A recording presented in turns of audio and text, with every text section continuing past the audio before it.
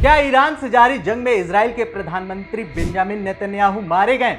अगर वो जिंदा है जैसा कि इजराइल का कहना है, तो फिर उन्हें अपनी ही जनता, अपनी ही सेना और पूरी दुनिया के सामने बार बार इतने सबूत क्यों जारी करने पड़ रहे हैं?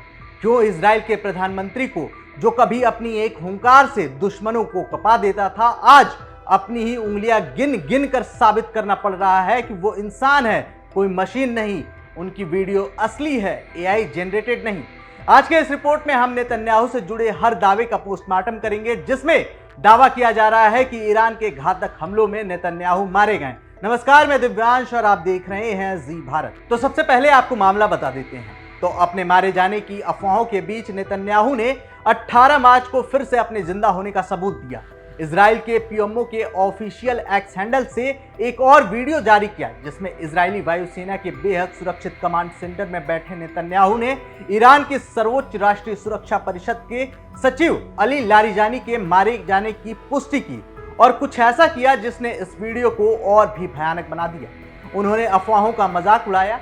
एआई डीफेक की बात करने वालों को नजरअंदाज करते हुए उन्होंने उसी कमांड सेंटर से ईरानी शासन को धमकी दी और ईरान के लोगों को उनके त्योहार की शुभकामनाएं दी। इजरायली अधिकारियों का मानना था कि ये वीडियो अफवाहों को दफन कर देगा, लेकिन हुआ इसका उलट। इस वीडियो ने आग में घी का काम किया और पहले से कहीं ज्यादा लोग इस बात को सच मानने के लिए मजबूर हो गए कि ये वो नेतन्याहू नहीं है जिसे दुनिया जानती थी, यानी असली नेतन्याहू जंग में मारे जा चुके हैं। और सोशल मीडिया पर दावा किया गया कि ये एआई जनरेटेड वीडियो है, जिसमें सबूत भी दिए गए कि कमरे की छत पर लगी लाइट गोल है और शीशे में उनका रिफ्लेक्शन आयताकार यानी रेक्टेंगुलर है। इतना ही नहीं, 2 लाइटों के रिफ्लेक्शन शीशे के फ्रेम के ऊपर तक फैले हुए हैं। इसके बाद एक ही कमरे में एक ही लेवल के अधिकारियों के सामने रखे गए वीडियो स्पीकर फोन बिल्कुल अलग दिखते हैं। दावा किया गया कि हाई सिक्योरिटी कमांड सेंटर में समान और एक जैसे दिखने वाले फोन रखे जाते हैं। इसके आगे दावा किया गया कि सामने की ओर लगे लकड़ी के पैनल और वेंटिलेशन ग्रिल की चौड़ाई और आकार सब अलग अलग हैं।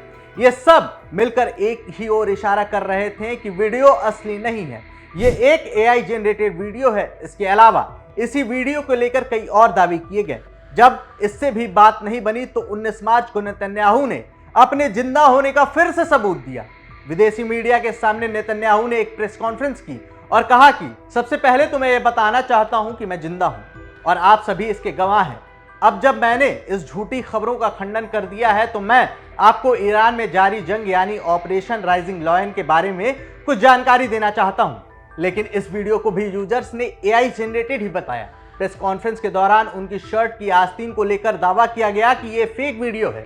इसके पहले 15 मार्च को उन्होंने यरूशलेम में एक कैफे द सफात में कॉफी पीते हुए एक वीडियो शेयर किया। कैमरे के सामने अपनी दोनों हाथों की उंगलियां खोलकर उन्होंने 5-5 उंगलियां गिनाई ताकि 6 उंगलियों वाली अफवाह को गलत साबित किया जा सके।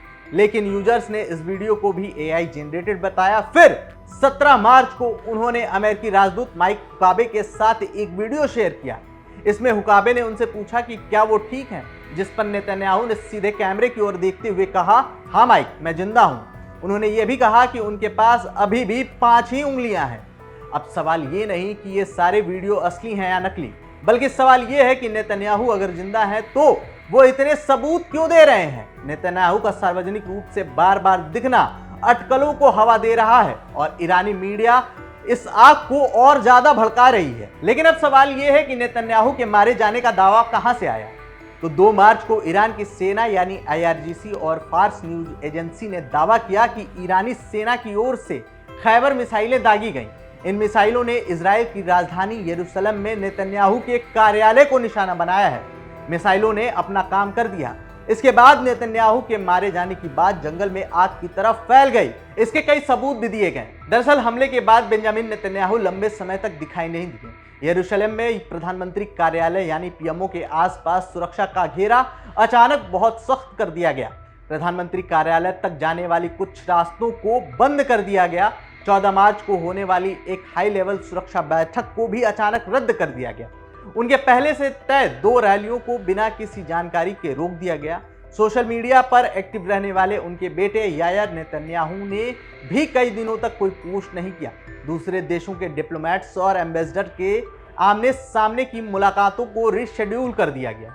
नेतन्याहू के मारे जाने के दावे से पूरी दुनिया हैरान थी। हर ओर सिर्फ यही चर्चा थी कि जो इजराइल पीएम की सुरक्षा में कोई परिंदा भी पर नहीं मार सकता, उसे ही ईरान ने उड़ा दिया। तो इसके बाद नेतन्याहू ने 13 मार्च को एक ऑनलाइन प्रेस कॉन्फ्रेंस की, जिसमें उनकी 6 उंगलियां दिखाई गई। इसके बाद से ही नेतन्याहू अपने जिंदा होने के सबूत दे रहे हैं।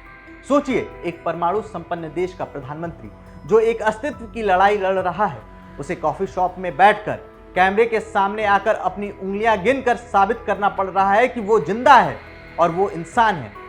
इन तमाम चीजों के बाद भी इंटरनेट पर उनकी स्थिति के बारे में अटकलें जारी हैं। हर नए सबूत एक नया सवाल खड़ा कर रहे हैं, क्योंकि इजराइल कहता है कि नेतन्याहू जिंदा है और कमान संभाल रहे हैं, लेकिन इंटरनेट के सबूत कहते हैं कि हमें धोखा दिया जा रहा है।